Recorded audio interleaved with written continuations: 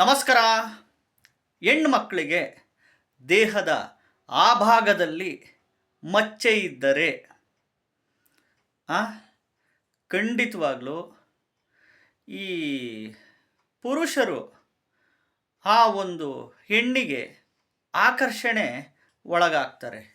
ಬೇಗ ನೋಡಿದ ತಕ್ಷಣ ಪುರುಷರು ಗಂಡಸರು ಹೆಣ್ಣಿಗೆ ಬೇಗ ಆಕರ್ಷಣೆಗೆ ಒಳಗಾಗ್ಬಿಡ್ತಾರೆ. ತುಂಬ ಆಕರ್ಷಣೆ ಮಾಡುವಂಥ ಶಕ್ತಿ ಆ ಹೆಣ್ಣಿನಲ್ಲಿ ಇರುತ್ತೆ. ಆ ಶಕ್ತಿ ತಾಕತ್ತಿರುತ್ತೆ. ದೇಹದ ಆ ಭಾಗದಲ್ಲಿ ಮಚ್ಚೆ ಇದ್ದರೆ ಯಾವ ಭಾಗ? ವಿಡಿಯೋ ಪೂರ್ತಿ ನೋಡ್ತಾ ಹೋಗಿ. ಮೊದಲು ಹೊಸದಾಗಿ ವಿಡಿಯೋ ನೋಡ್ತಾ ಇದ್ದವರು, ಮೊದಲನೇ ಬಾರಿ ವಿಡಿಯೋ ನೋಡ್ತಾ ಇದ್ದವರು ಚಾನಲ್ ಸಬ್ಸ್ಕ್ರೈಬ್ ಮಾಡ್ಕೊಳ್ಳಿ. ವಿಡಿಯೋ ಇಷ್ಟ ಆದರೆ ಲೈಕ್ ಮಾಡಿ. ಜ್ಯೋತಿಷಿಗಳಾಗಿ ನಾವು ವಿಡಿಯೋಗಳ ಮುಖಾಂತರ ಮಾರ್ಗದರ್ಶನಗಳು ಮಾಡ್ತಾ ಇರ್ತೀವಿ.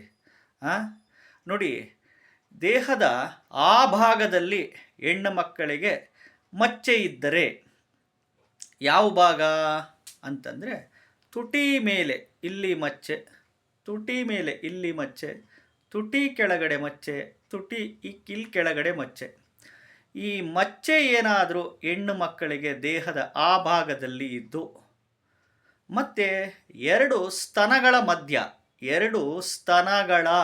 ಮಧ್ಯಭಾಗದಲ್ಲಿ ಮಚ್ಚೆ ಇದ್ದರೆ, ಯೋನಿಯ ಭಾಗದಲ್ಲಿ ಕೆಳಗಡೆ ಯೋನಿಯ ಭಾಗದಲ್ಲಿ ಮಚ್ಚೆ ಇದ್ದರೆ, ತೊಡೆ ಹತ್ರ ಮಚ್ಚೆ ಇದ್ದರೆ,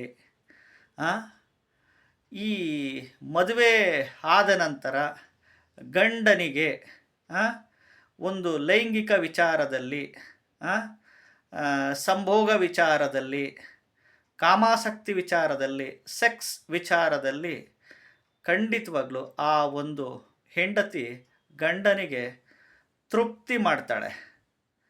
ಯಾಕೆಂದರೆ ಆ ಭಾಗದಲ್ಲಿ ಹೆಣ್ಣು ಮಕ್ಕಳಿಗೆ ಮಚ್ಚೆ ಇದ್ದರೆ ಆ ಒಂದು ಲೈಂಗಿಕ ಆಸಕ್ತಿ, ಕಾಮಾಸಕ್ತಿ ತುಂಬ ಹೆಚ್ಚಾಗಿರುತ್ತೆ.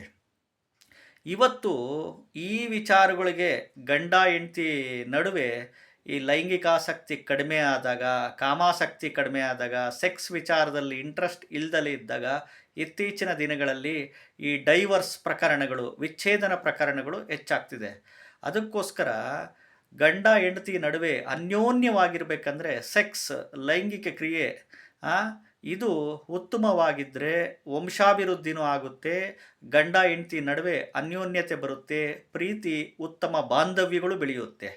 ಅದಕ್ಕೋಸ್ಕರ ಇದು ಭಾಳ ಇಂಪಾರ್ಟೆಂಟು. ಹೆಣ್ಣು ಮಕ್ಕಳಲ್ಲಿ ಆ ಭಾಗದಲ್ಲಿ ಮಚ್ಚೆಗಳಿದ್ದರೆ ಖಂಡಿತವಾಗ್ಲೂ ಸೆಕ್ಸ್ ವಿಚಾರದಲ್ಲಿ ಕಂಟ್ರೋಲ್ ಮಾಡೋಕ್ಕೆ ಆಗಲ್ಲ. ಇವ್ರನ್ನ ತುಂಬ ಕಾಮಾಸಕ್ತಿ, ತುಂಬ ಲೈಂಗಿಕಾಸಕ್ತಿ ಹೆಚ್ಚಾಗಿ ಇರುತ್ತೆ. ಮತ್ತು ಪುರುಷರು, ಪರಪುರುಷರು, ಗಂಡಸರು ಇವ್ರನ್ನ ನೋಡಿದ ತಕ್ಷಣ ಆಕರ್ಷಣೆಗೆ ಒಳಗಾಗ್ತಾರೆ. ಈ ಒಂದು ರಿಲೇಟೆಡ್ಸ್ ಇರುತ್ತೆ. ನೋಡಿ, ಜ್ಯೋತಿಷಿಗಳಾಗಿ ನಾವು ಮಾರ್ಗದರ್ಶನಗಳು ಮಾಡಿದ್ದೀವಿ ಅಷ್ಟೇ. ಈ ರೀತಿ ಇದ್ದರೆ ಈ ರೀತಿ ಅಂತ. ಹೊಸದಾಗಿ ವಿಡಿಯೋ ನೋಡ್ತಾ ಇದ್ದವರು, ಮೊದಲನೇ ಬಾರಿ ವಿಡಿಯೋ ನೋಡ್ತಾ ಇದ್ದವರು ಚಾನಲ್ ಸಬ್ಸ್ಕ್ರೈಬ್ ಮಾಡ್ಕೊಳ್ಳಿ. ವಿಡಿಯೋ ಇಷ್ಟ ಆದರೆ ಲೈಕ್ ಮಾಡಿ. ನಮಸ್ಕಾರ.